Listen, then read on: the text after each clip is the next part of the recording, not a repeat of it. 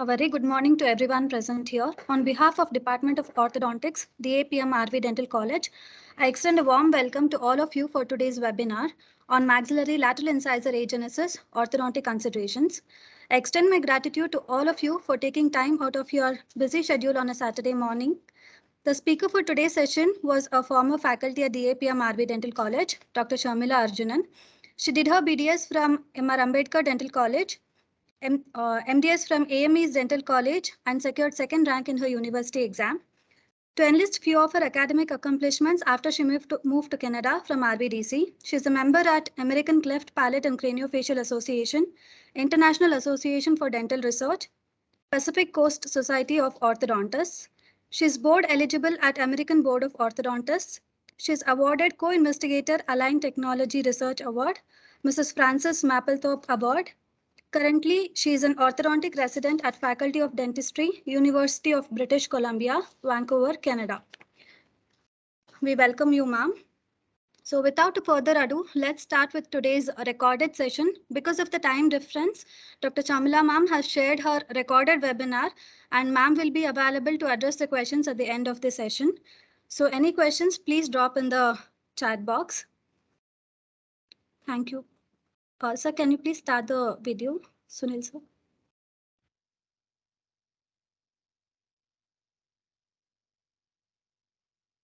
Good morning, everyone. I hope you're all doing well. Firstly, I would like to thank everyone in RV Ortho for giving me this chance to share my experiences with you here today. Thank you. I really appreciate it. So before I start, I'm going to quickly introduce myself.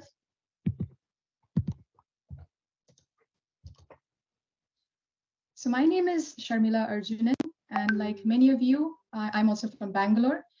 I completed my bachelor's and then my master's in ortho from these two institutes.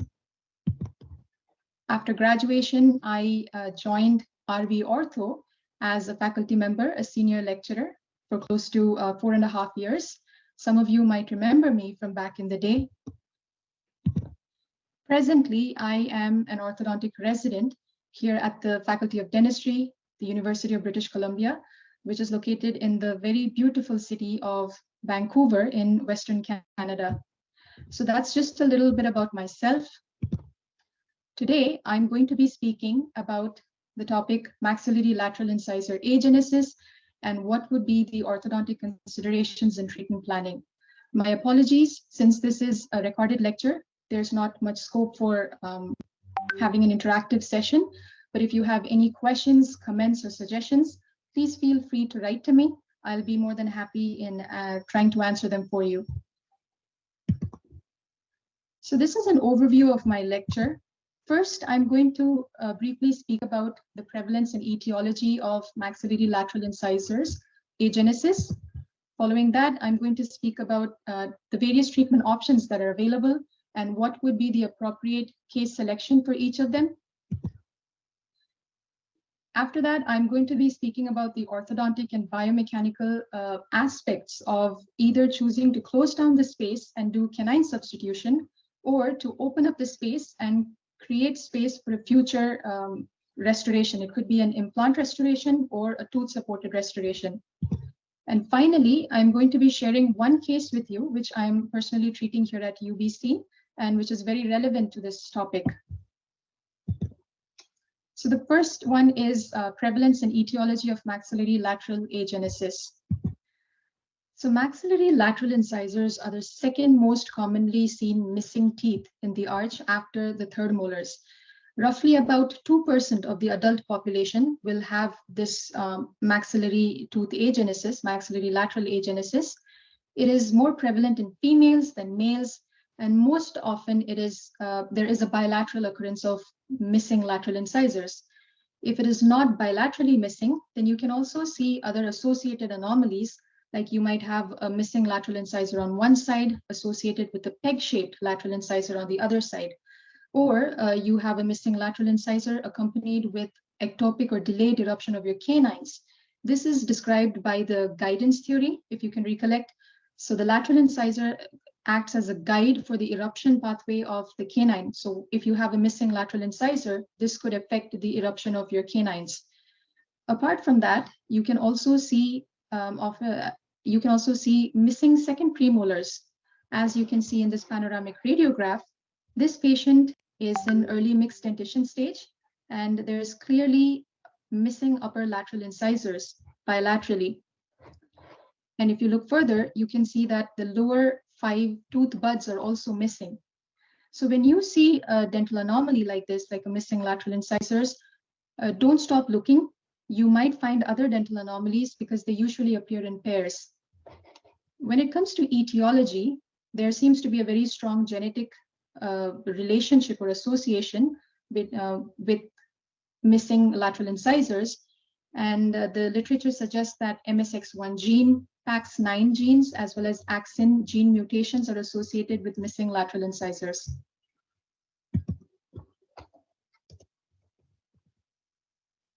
Now, moving on to the different treatment options that are available for missing lateral incisors, you'll have to first evaluate the overall malocclusion of the patient, what the anterior dental relationship is, what are the specific space requirement needed, and what is the condition of the adjacent teeth in terms of shape, shade, size of the adjacent teeth. Based on these factors, you can either choose to close down the space of the missing lateral incisor by mesializing the canine and converting it into a lateral incisor and mesializing the first premolar, which becomes your future canine. Another option would be to open up the space for a missing lateral incisor and make room for a future restoration. So this restoration could be either a single tooth implant or it could be a tooth-supported restoration. So this decision has to be made at the very outset of treatment along with your restorative team, because your orthodontic tooth movement and your orthodontic biomechanics is going to change based on what kind of restoration you are planning for in the future. You have to keep in mind that the ideal treatment would always be the most conservative alternative, which satisfies the patient's aesthetic and functional requirements. Now moving on to canine substitutions. So this technically might be the most important aspect of my presentation. So first, we're going to discuss about the appropriate case selection for canine substitutions. Traditionally, there are two main indications where you would attempt a canine substitution. The first is this side, where you see an Angles class 2 malocclusion with no or minimal crowding in the mandibular arch. So in this malocclusion, you have a full step class 2 molar relationship. You have missing lateral incisors bilaterally in the upper arch, and no crowding or minimal crowding in the lower arch, which does not warrant any sort of extractions. So we have a case like this of missing lateral incisors. What you would like to do is to visualize what would be the situation if you had the lateral incisors present, and how would the malocclusion change. So in this case, if you had the lateral incisors, either they would be crowded or the arch would be, the teeth would be more proclined. So in that case, with the class 2 molar relation and no crowding in the lower arch, what would you do? Most likely, it would be an upper 2-unit extraction, that is the first bicuspids. So instead of extracting the first premolars, nature has done it for you in terms of missing lateral incisors. So this would be an indication for canine substitution. So in this scenario, you will end up with a class 2 molar relationship and a class 1 canine relation, because your first premolar becomes your canine in this case. The second traditional indication for canine substitution would be where you have an Angles class 1 malocclusion with moderate or severe crowding in the lower arch. So again, if you had the missing lateral incisors present, it would, how would it show? It would be seen in the form of severe crowding or proclined teeth. So you have crowding in the upper arch, crowding in the lower arch. So traditionally, you would want to extract 2 units in the upper and 2 units in the lower. But now again, you have missing lateral incisors in the upper. In the lower, you could either extract the 4s or the 5s. So that is how you would go about a case with a class 1 malocclusion. So at the end of treatment in this scenario, you're going to end up with a class 1 molar relationship bilaterally and a class 1 canine relationship, because again, your first premolars become your canines. So these are the two main indications where you would attempt canine substitution. So apart from the malocclusion, you also have to consider the patient's profile as well as the lip line while smiling. So ideally, for canine substitutions, you would want to choose a patient who has a relatively straight profile or a mildly convex profile. If you have a severe convexity with recessive chin and recessive mandible, those patients might not be ideal candidates for canine substitution. Now, when you consider the lip line on smiling, when the patient has a high lip line and there's more of gingival display on smile, then the anterior teeth become very critical in terms of aesthetic considerations. So you have to try and maintain the high, low, high gingival margins of the central incisors, lateral incisors, and the canines. And also, if you're doing canine substitution in these kind of patients, you would want to make sure that you reduce the root prominence of the substituted canine because they are all in the anterior aesthetic zone. So apart from those factors, you also have to consider the canine as such and what are the features of the canine which make it more ideal for canine substitution. So if you're going to substitute a canine as a lateral incisor, the first thing you would want to check for is the color of the canine. You would want the canine to be as close as possible to the natural shade of the central incisor because it is going to be mesialized and brought adjacent to the central incisor. Naturally, we know that as we move posterior in the dentition, the hue of the teeth tend to become a little more darker. But in this case, a lighter canine would be a more ideal candidate for canine substitution. Now, when you look at the shape of the canine, the closer it is resembling the shape of a lateral incisor, the more ideal it is to use as a substituted canine. So you can also say that the lesser reduction that you have to do on the canine, the more favorable the canine would be in terms of final outcome. And the last would be the thickness of the cemento-enamel junction. So you would want to choose a canine which is narrower at the CEJ than one which is more broader, because this gives a more aesthetic emergence profile. So after you have chosen your case and made up your mind to do canine substitution, the next important aspect to consider is bracket selection. So which bracket are you going to place on that substituted canine, and why is it even important in the first place? So the reason why we even speak about bracket selection is because you want to reduce the canine root prominence. So when the canine is in the canine position, you want more of a root prominence. But now that you're substituting the canine into a lateral incisor, you want to reduce that root prominence. And that's why this whole talk about which bracket to choose. So I'm going to show you 4 different protocols which are suggested by different authors. And certain authors have different preferences, and also discuss what are the advantages and disadvantages of each bracket selection. So the first bracket that you can consider is using the central incisor bracket of the same side. So the central incisor bracket can also be used on the substituted canine. Now, when you look at MBT prescription, the torque value for the central incisor would be about plus 17 degrees. So when you substitute it onto the canine, you're going to get a positive or a palatal root torque of 17 degrees, which is very favorable in order to reduce the root prominence. Now, one of the disadvantages of using a central incisor bracket is that the bracket base is flat, but your canine is a curved tooth. So to place a central incisor bracket, you will have to do enameloplasty at the very start of treatment, which could be cumbersome.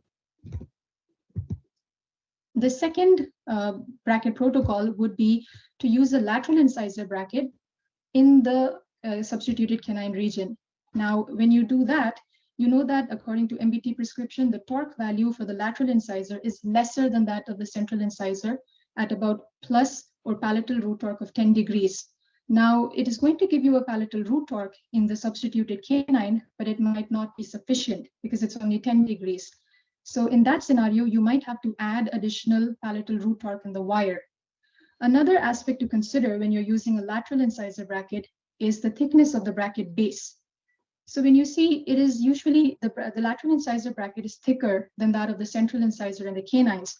So when you place this thicker lateral incisor bracket base on the substituted canine, it's going to push your canine inwards. But that's exactly opposite to the tooth movement that you want. You want the canine crown to be more prominent and the root to be less prominent. So to counteract that, what you're going to end up doing is give a step out bend in the substituted canine region. So this involves a lot of wire bending. You will have to step it out and also add additional palatal root torque. So that's why most of the authors do not prefer using a lateral incisor bracket on a substituted canine. And apart from this, the bracket base is also flat, just like that in the central incisor. So you will have to start off by doing enamelloplasty to place this bracket. Now, the third type of bracket protocol would be to use a canine bracket itself on the canine tooth. So MBT prescription gives you three different torque values for canines. It could be either 0 torque or plus or minus 7-degree torque on the canine brackets. So a 0-degree torque cannot be used, and you would want to flip a minus 7-degree torque and get a more of a palatal root torque that is plus 7 degrees. But as you've noticed, that plus 7 degrees is lower than your lateral incisor and your central incisor torque values. So again, it might not give you sufficient palatal root torque, and you'll invariably have to end up giving additional torque in the wire to really overcome that root prominence. But the advantage by using a canine bracket is that it has a curved bracket base, so you can use it at the very outset without doing enamelloplasty on the substituted canine. Now, the final bracket protocol was suggested by Dr. Marco Rosa, and Dr. Marco Rosa has a lot of articles published in this particular field of canine substitutions, and what he prefers is to use a lower left second bicuspid bracket onto the upper right substituted canine. So why he does this is because the lower 5 or second bicuspid bracket has a minus 17-degree torque. So minus 17 would be more of a labial root torque. So what he does is he inverts the bracket and places it in the opposite arch, that is the right side. So now it becomes a plus 17-degree torque. So plus 17 degrees gives you considerable amount of palatal root torque, similar to that of a central incisor bracket, with the added advantage of having a curved bracket base. So you don't have to start with enamelloplasty from the beginning. And this is what Dr. Marco Rosa sort of suggests for bracket positioning. So what we saw right now was bracket selection, what brackets to use on the substituted canine. Now we're going to go to bracket placement as such. How does the bracket placement change in order to optimize aesthetic results in the anterior zone? So whenever you're placing the brackets, you have to try and achieve a high-low, high gingival margin, especially in patients who have a high lip line or gingival display, more of gingival display on smiling. So the bracket positioning is going to be determined by your gingival margins and not by your incisal edges as you would normally do in patients. So first you're going to try and obtain the correct position of your central incisor margins. So in this particular case, you can see that there's considerable wear of the incisal edges. So what you would want to do for these central incisors is to intrude them and get the gingival margins slightly gingival. So that's what you're going to do. So your bracket positioning is going to vary. You're going to position it more incisally and then invariably build up or restore the incisal edges. After you get the right position of the central incisor gingival margins and you've restored the incisal edges, next you can look at the substituted canines.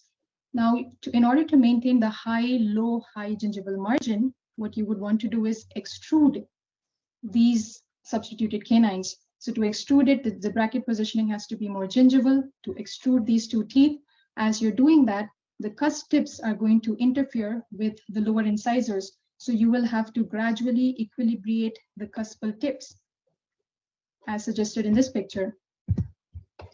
So once the cusp tips have been reduced, you'll notice that you also might have to end up building up the mesial incisal angle of the substituted canine in order for it to look more close to a lateral incisor tooth. So this is how you're going to proceed and build up the mesio-incisal angle of the substituted canine to make it look like a lateral incisor. So now you can observe how you've achieved a appropriate gingival margins, high, low, and high. So these are the considerations in bracket placement when it comes to achieving this kind of a result from starting off at this point. So we discuss a lot about what kind of bracket positioning and selection of the brackets you'll do for the canines in substituted canine cases. But you also have to remember that your first premolar is going to be mesialized and you're going to replace that as your future canine. So that also becomes very important in the aesthetic zone. So what changes are you going to do on the premolar positionings?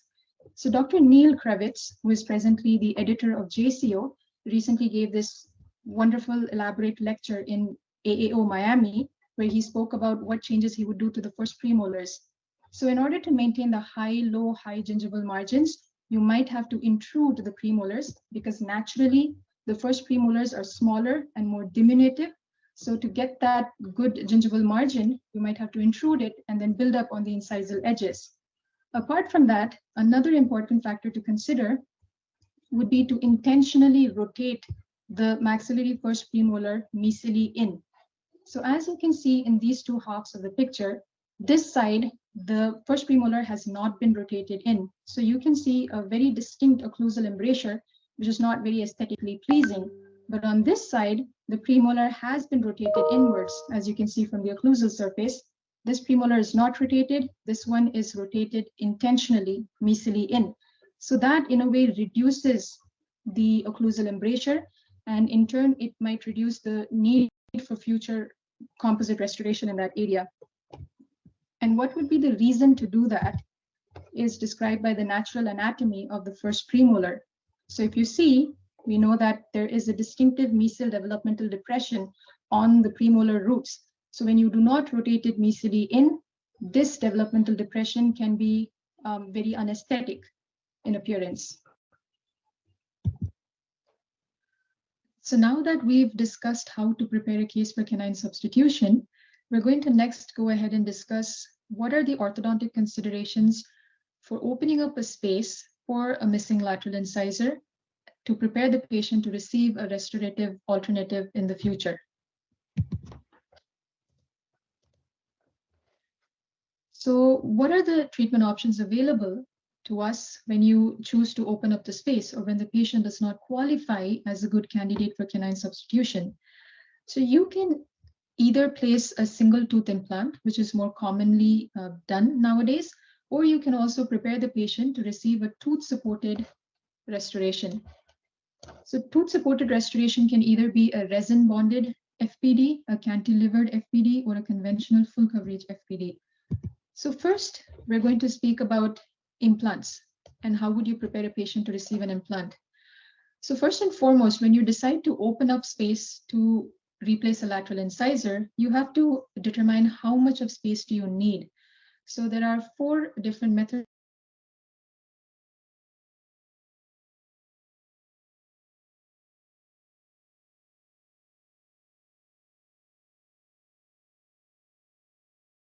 The golden proportions, each tooth would be about 62% in terms of visibility as compared to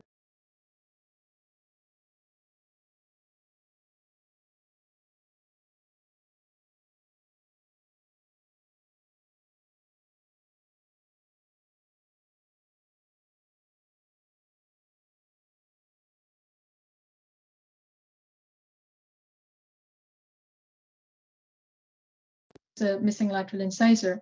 And also, since it depends on the dimension of the adjacent teeth, if that dimension itself is abnormal, in, for example, a peg-shaped lateral, you cannot really use this golden proportions. So that's a drawback of the golden proportions. Secondly, you can use the contralateral side lateral incisor as a guide. But if you have a missing contralateral incisor, you cannot use that, or if it's a peg-shaped lateral, again, you cannot use that method. The third method would be to use Bolton's analysis. So we know that the sum of the mandibular 6 teeth, the anterior canine to canine, divided by the sum of the maxillary 6 teeth canine to canine would be a ratio of about 0.78. Now you can use this particular formula mentioned over here to determine what would be the exact mesiodistal width of a missing lateral incisor. But the most tried and tested and the most appropriate method would be to do a diagnostic wax-up. So that is more predictable and gives you an idea of exactly what the occlusion is going to look like and what would be the exact mesiodistal width that you need to achieve that desired occlusion. So generally, it is in the range of about 5 to 7 millimeters of distance that you need for replacement of a lateral incisor. So we're going to look very briefly into single tooth implants and what orthodontic preparation do you have to do for a patient to receive this kind of a restoration. So this particular table describes what are the advantages and what are the limitations and complications of single implants in the anterior aesthetic zone. So when you look at advantages, it does have short-term satisfactory aesthetics. When it comes to orthodontic treatment, it can be comparatively short and simple orthodontic treatment. You don't really need any buildups of the neighboring adjacent teeth. And also it is a permanent solution because there's long-term implant osseointegration. But when you look at complications of a single tooth implant, it does have a few hiccups in that region.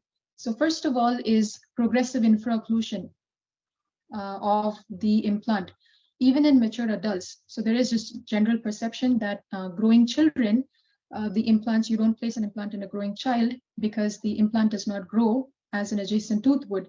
But this is also a common concept that occurs in adults as well.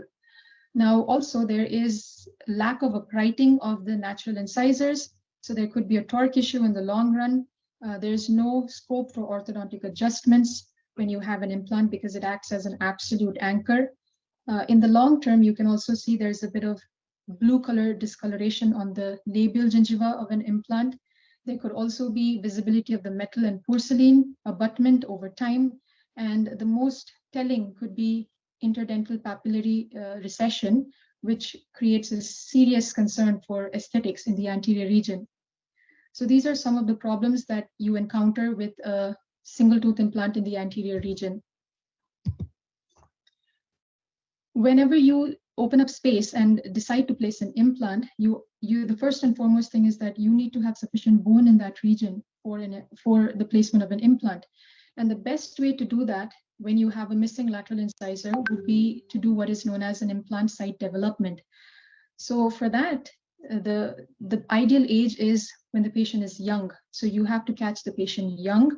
And if the patient does present to you at that age, then you can consider implant site development.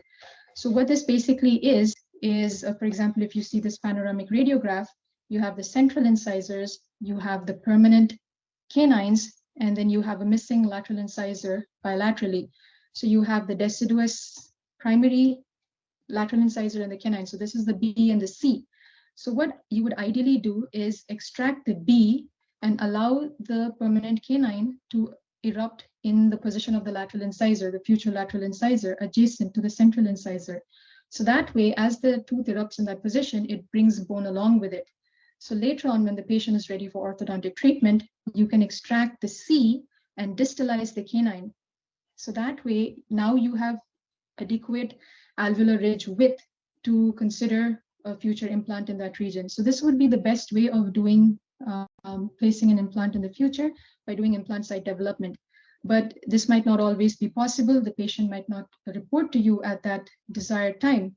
So whenever you have an osseous ridge defect, the best way to place an implant is by either doing a bone graft, either prior to or along with the implant placement. You don't have really much of an option over there. So the second aspect that you have to consider is space appropriation. So for adequate development of the dental papilla, you need at least 1.5 to 2 millimeters of space between the head of the implant and the adjacent teeth. So you have to remember that you not only need to open up space in between the crowns, but also in between the roots. And a minimum of 5 millimeters of interradicular space is required for successful placement of an implant. If the space between the implant and the adjacent tooth is reduced below a bare minimum, then this will invariably lead to bone loss as well as recession of the interdental papilla, which will affect the aesthetics. So whenever you're trying to open up space, and if you inadvertently end up proclining the incisors, you will see what is known as the wagon wheel effect, where as the incisor crowns are proclined, the roots tend to converge towards each other. So you are left with less space for the implant. And to avoid this situation, you have to periodically take radiographs, either a panoramic radiograph or an intraoral periapical radiograph, to make sure that you have sufficient interradicular space as well.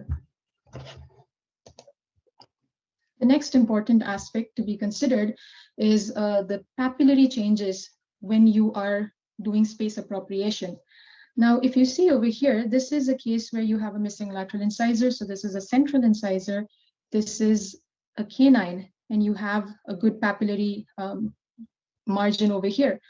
But when you open up the space to create sufficient space to replace it by a lateral incisor, you can see that the papilla, you only have one papilla, but you'll actually require two papillas to give an aesthetic result after the restoration is placed. So the papilla tends to stay closer to the tooth, which has not been moved much. So in this case, the central incisor was moved away. So you can see that the papilla tends to stay closer to the canine. And then what you see over here is flattening of the papilla. So intraorally, this is how it's going to look like. And this is known as the Arthur Turns patch. So this patch is reddish in color. It is flattened, and you see that the papilla remains on the side of the tooth, which did not move. So this is basically non-keratinized sulcular epithelium, and it appears red in color. Now, this is not favorable. It will not help in forming a papilla when you go for a restoration. If the patient is a young patient and is growing, so this tends to reduce in severity by itself because the teeth are erupting. But if the patient is an adult patient, there is no active eruption of the teeth. So this kind of papillary flattening remains. And this will have to be managed later on by appropriate periodontal surgical techniques. So we know that most of the orthodontic treatment is done in young adolescents. And if you have to prepare them for an implant, you cannot place an implant when the patient is still growing, especially when there's still active facial growth happening in the vertical dimension, which is actually the last to complete. So you have to wait for facial growth to complete. And the best way, the gold standard to do that, is to take serial cephalograms about 6 months to 1 year apart and do ceph tracings, and to make sure that there is no active facial growth. And only after that can you place an implant. In the meantime, you'll have to give the patient a temporary retainer. It could be either a removable or a fixed one. So that's about the orthodontic considerations to prepare a patient for an implant. Now, next, you're going to see if the patient is not suitable for an implant, if the patient refuses to undergo the procedures that are required to place an implant, then you will have to consider an alternative, which would be a tooth-supported restoration. So these are the three main restorations that you would consider: resin-bonded FPD, cantilevered FPD, and conventional full coverage FPD. So for all these three types of restorations, you will have to alter your treatment, your orthodontic considerations to prepare the patient to receive one of these three. And I'm just going to briefly go over each one with you. So the first one would be a resin-bonded FPD. This is how a resin-bonded FPD would look. So you have the pontic and you have two abutments, and the abutments are retained only on the lingual side with no alteration on the labial surface. This type of resin-bonded FPD has the highest failure rate of about 54% in the first year itself. And most of this failure occurs because of interference from the lower incisors. Now, in order to avoid that, orthodontically, you would want to keep a shallow overbite and not a deep overbite. This is, again, a recipe for disaster when you're planning this kind of FPD. So you want to keep a shallow overbite, but it might not be possible to keep a shallow overbite, especially when you have steep inclines in the posterior dentition. So if you have steep inclines and you need a deeper overbite, because when the patient does anterior excursive movements, only then will you have complete disocclusion of the posteriors. So those kind of patients with steep inclines, cuspal inclines in the posteriors, might not be an ideal case to receive a resin-bonded FPD because of a high failure rate. Another aspect you have to consider is the inclination of the teeth as such. So you want to make sure that the teeth are more upright, because when the teeth are upright, the forces that happen between the lower and the maxillary anterior teeth are more in a shearing nature. So that prevents any sort of disruption to the resin-bonded FPD. But if the teeth are proclined at the end of treatment, this causes more of tensile forces to act on the teeth. And again, they might increase the bond failure of resin-bonded fixed partial dentures. So the next replacement would be cantilever fixed partial denture. So as the name suggests, cantilever means it is attached to only one surface. So this is your pontic and this is the abutment. So if you have to choose an abutment, the canine tooth would be a better abutment because of its longer root. So these kind of FPDs are indicated when you do not need much of buccal surface alteration, very similar to the resin bonded FPD, but the success rate is slightly better than that of the resin bonded FPD.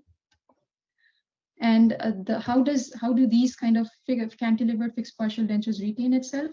Along with resin retention, they also have pin retained retention on the canines. So because they are retained with pins, you also have to keep in mind what would be the pulpal size and location on the canines before you plan this kind of a fixed partial denture. When it comes to long-term success, you have to make sure that the pontic does not have any interference in excursive movement from the lower teeth. Only then would you be able to successfully retain this kind of a cantilevered fixed partial denture. The last one would be a conventional full coverage fixed partial denture. So this is a diagram illustrating exactly that. So this is, of course, the least conservative approach of the three that we've just spoken about.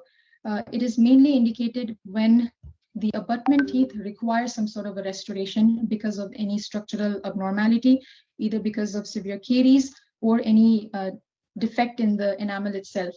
So only then would you go ahead and reduce the tooth structure and place this kind of a fixed conventional full coverage FPD. So when you're planning this, what kind of orthodontic considerations would you want to keep in mind? The incisor and the canine have to be as parallel to each other as possible because you want a straight line of draw. Otherwise, you will have to cut the tooth structure excessively in order to get that. So you have to make sure that they are nice and parallel. And the second aspect would be to make sure that you keep a shallow overbite and also a slightly increased overjet when you finish the case.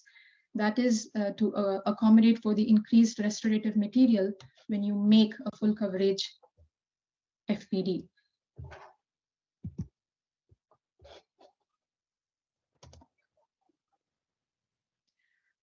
So now moving on to the last part of my presentation, I would like to share this case that we're treating here at UBC with you.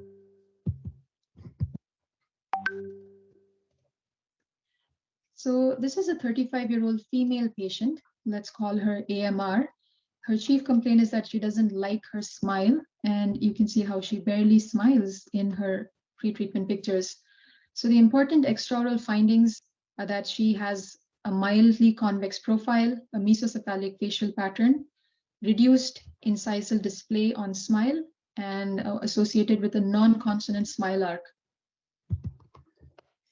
This is how the patient presents intraorally. You can appreciate that the patient has an Angles class 2 Div 1 malocclusion with an increased overjet. She has about 5 millimeter anterior open bite. She has bilateral posterior cross bites in the 5 and the 6 region. And to add to the complications, she has a congenitally missing 2-2 and a peg-shaped 1-2, both of them contributing to a severely deviated upper midline to the left by about 4 millimeters.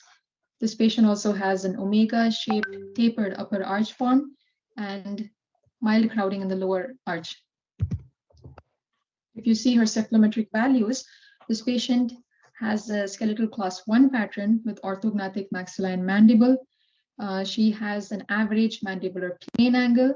Her upper and lower incisors are normally inclined and normally positioned, and her lips are normally positioned in relation to the Ricketts E plane. When you look at her pre-treatment panoramic radiograph, it is pretty uneventful, except that she has moderately restored dentition, and she also has a congenitally missing tooth number 2-2. So based on our findings, this patient was given 2 treatment options since she has a missing lateral incisor and she did seem to be an ideal case for canine substitution. Her first treatment option was canine substitution, which was the more preferred one. So these are a set of treatment simulation models which were shown to the patient. They are not necessarily accurate, but they do help in giving the patient a rough idea of what the malocclusion might turn out to be. So her 2-2 is congenitally missing. 1-2, peg-shaped 1-2 was extracted. And it was planned to, she was planned to have bilaterally canine substitutions done on her. So since she begins with a class 2 molar relation, she will end with a class 2 molar relation, and the first premolars will become her canines. So she will have a class 1 canine relation bilaterally.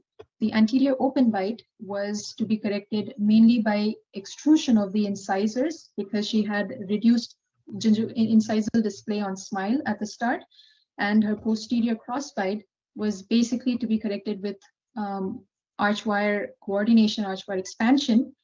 Marpe was also considered, but only after doing archwire expansion because her teeth were severely palatally tipped inwards. So this was her first treatment option. And the second treatment option was to extract 2 units in the upper arch, 1-4 and 2-4, no extractions in the lower arch, and open up space for a lateral incisor, as well as open up space mesiodistal to the 1-2 because it is peg-shaped, so you want to do composite buildups as well. So this was not the preferred option that we wanted, but the patient did not mind having 2 units extracted in the upper arch and replacement of an anterior tooth implant over canine substitution. So she chose the second treatment option. So these, I'm going to show you a series of progression pictures of how the patient's treatment went on so far. So first, we extracted just the 1-4 in quad 1 so that it would help us in correcting the midline. So started with individual canine retraction in quad 1. Simultaneously, we're trying to close down the anterior open bite and the posterior cross bite with archwire coordination and extrusion. This is roughly about 8 months into treatment where canines have been retracted. The maxillary midline is closer to where it's supposed to be in coordination with the lower midline. The open bite is still being corrected. So this is about 15 months into treatment where we have about 7 millimeters of space opened up for implant restoration of 2-2. And we have space distal to 1-2 to build up the lateral incisor. And if you see, the posterior crossbite has been corrected with archwire expansion. Anterior open bite is under control with extrusion of the incisors. So she presently has a full step class 2 molar relation, a class 1 canine relation. The tip on this canine is being corrected to get into a better class 1 relationship. The upper and the lower midlines are more coincident and coincident along with the facial midline as well. So now that space has been opened up in the lateral incisor region over here, you can, if you observe carefully, you can notice this Arthurton's patch that I previously discussed about, because it was the central incisor which was moved a greater distance as compared to the canine. So that you have a papilla closer to the canine and a flattened papilla in the central incisor region. So this is going to be quite a challenge to restore when we place an implant in the future. So this is the same patient about 17 months into treatment where the 1-2 has been built up on the distal aspect to increase the mesiodistal width because she started with a peg-shaped 1-2. And now this is a pontic that has been placed on the attached to the arch wire, 7 millimeters in width. So she's being prepared for an implant at this stage. So this is her progress panoramic radiograph where the roots are relatively parallel. And if you see in the implant region, we do have sufficient space for the implant to be placed in the 2-2 region. So this is the progress in her smile picture from the start of treatment to what the present situation is. There is increased incisal display because the open bite was corrected mainly with extrusion of the anteriors. And she also has a relatively, a much better consonant smile arc as to what she started with. So now this patient is still incomplete, as I discussed previously. She is being prepped for a single tooth implant in 2-2, which should be done as the next step. So to summarize this entire presentation on missing or maxillary lateral incisor agenesis, we understand that it can definitely provide a very challenging scenario to orthodontists and the entire restorative team in general. So that's why interdisciplinary team approach is very important in treating patients like this. Appropriate case selection and to decide whether you're going to close down the space or you're going to open up the space is very important. And once that decision has been made, if you choose to open up space, it is very important to plan well in advance as to what restoration you're going to give the patient, because your orthodontic considerations and biomechanics is going to be totally dependent on that. So these are some important aspects which will determine the success of the overall treatment. So with this, I would like to conclude my presentation, and I want to thank you all again for your attention and patient hearing. So as I've discussed before, if you have any questions or comments regarding the contents of this presentation, please write to me on this address, and I will definitely share my experiences with you if you have any more questions. Thank you.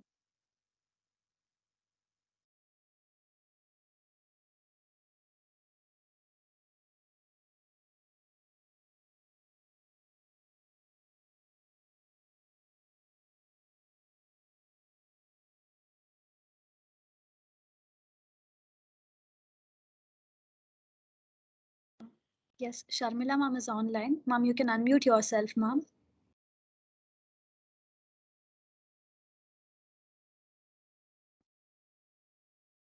Good morning, everyone. So thank you very much for taking time out to attend this webinar.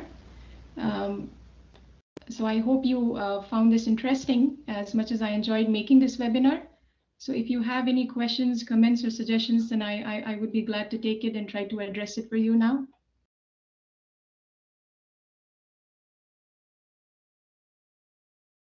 Hi, Sharmila. Great presentation, Dr. Akshay. Sharmila, one question. Most of the orthodontists here, we come across, a lot of people after we do canine substitution, like we bring the canine in place of the lateral. We see that after a few years, they meet a prosthodontist who does a T scan, and then they say this entire arrangement is wrong, and they do the most of the prosthodontists here who have a T scan advocate opening up the space of the for the lateral incisor, and then you will have the patient, most of them going for a second round of ortho just to open up space and bring the canine into its actual position instead of the canine being moved forward and then a replacement of lateral. Is that can you throw some light on that? Yeah, sure. Thank you, sir, for that question. Well, I understand what probably you're trying to indicate is that the prosthodontist would prefer a canine guided occlusion over a group function occlusion. So if that is the concern for the prosthodontist, then we do have evidence in the literature, some articles which are published in AGODO written by Dr. Rinchus and Dr. Kandaswamy, who have actually considered this particular concern. And they are comparing group function versus canine protected occlusion in normal individuals and seeing if there's any difference at all. So according to the results of that study, they suggest that more individuals than you would like actually have group function in normal occlusion over canine protected occlusion. And they also do consider whether orthodontists, we as orthodontists are overly obsessed in trying to get canine protected occlusion, because when you see the literature, when it comes to TMDs especially, there's actually no direct association between both these groups, either canine protected as well as mutual group function occlusion. So as far as orthodontics is concerned, as there are several articles published by Dr. Kokich, when you do encounter a situation where you have a missing lateral incisor, the best solution would be to treat it in a most conservative manner. And that would be ideally to close down the space if you can. I understand that not all situations permit you to do that, But if you can, especially when the patient is young, and you can also do implant site development in the long term, when it comes to aesthetics, when it comes to occlusion, when it comes to gingival health, I think canine substitution gives you equally good results as compared to implant dentistry. And we also cannot forget the long-term maintenance and the increased cost that is associated with implants. So I do not believe that, personally, I do not believe that implants are better than canine substitution. If you do appropriate case selection and good treatment planning, both of them can give you equally good results. Thank you.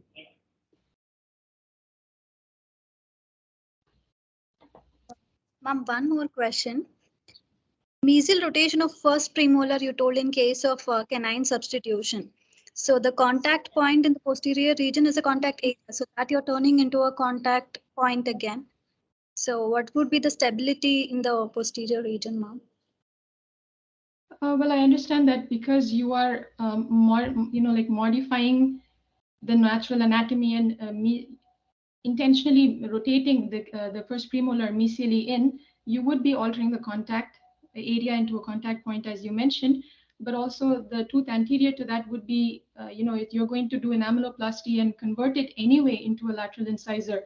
So you're not going to exactly really have a contact area as you would have in normal occlusion.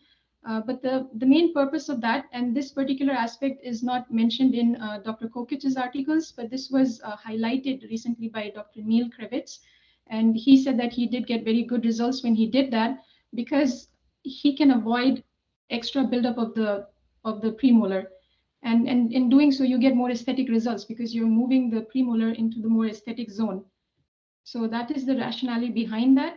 But if you leave a premolar rotated, then I don't think it's going to really adversely affect your occlusion, because if it does, then you're anyway going to do some amount of enamelloplasty.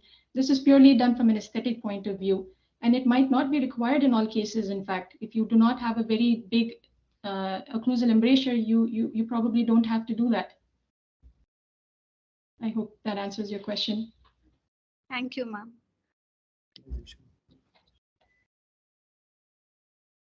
Sharmila, when you're mesializing premolar, some light on the palatal cusp. Do you guys trim it, or this rotation also can avoid that trimming? Yes, if there is occlusal interference, then you will have to trim that tooth, especially the palatal cusp. But if you see case section, you would ideally want to select a case where you don't have to really mesialize the posterior segment too much. So if you're having a missing lateral incisor and the canine is really approximated close to the central incisor and you don't have a lot of space to close down, that's when you would ideally want to do canine substitution in the first place. If you have enough space to actually open up space for a lateral incisor, you would rather just go ahead and open it up instead of trying to mesialize the entire posterior segment.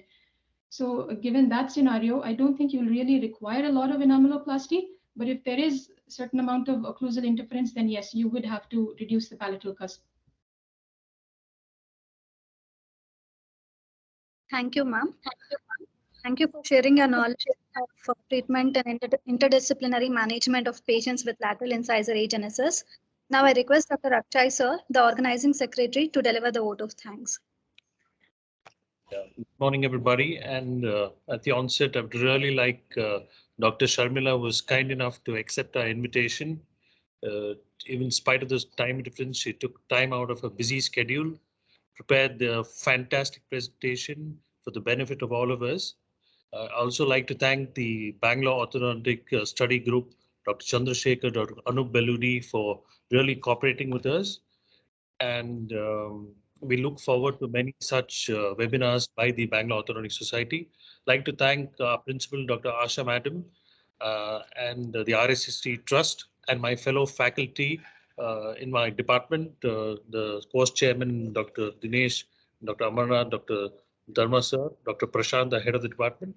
I also like to thank Group Pharma for really helping us in hosting this webinar.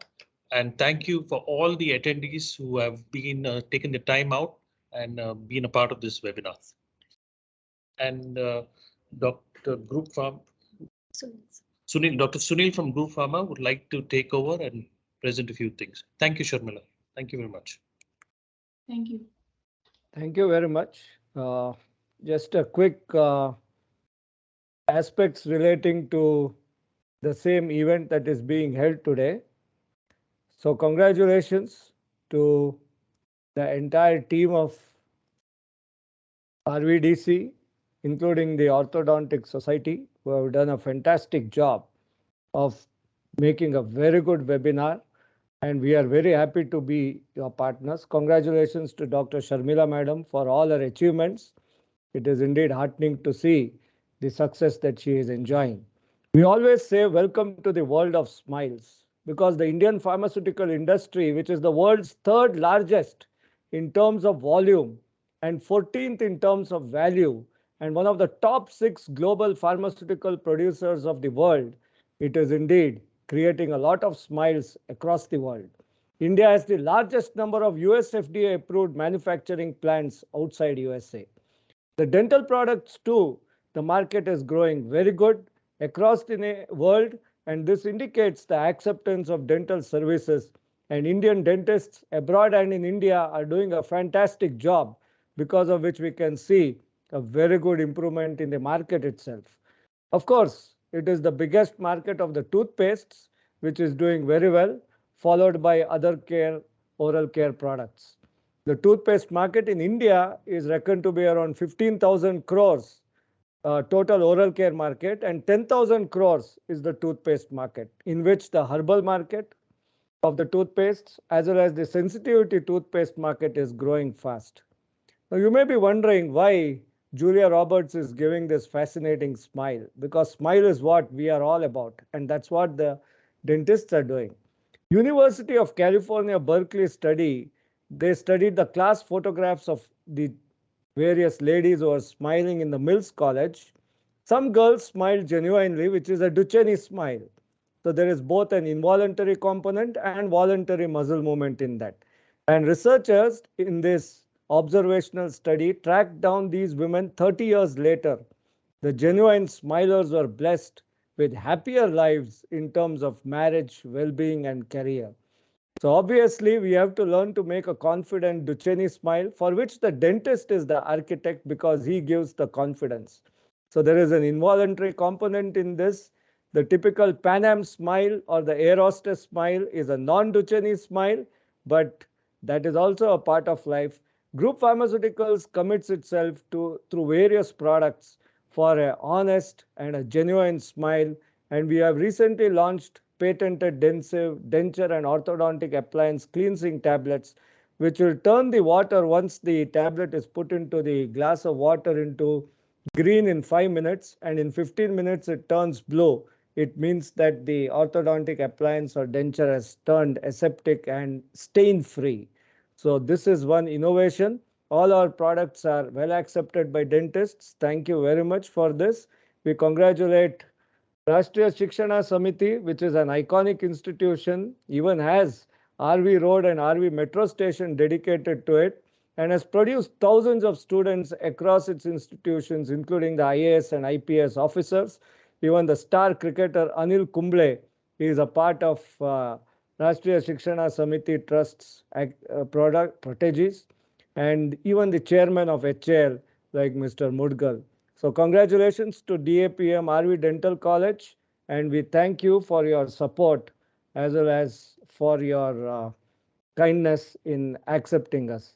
Now I request Dr. Navya to announce the speaker certificate, so I can just flash that slide also.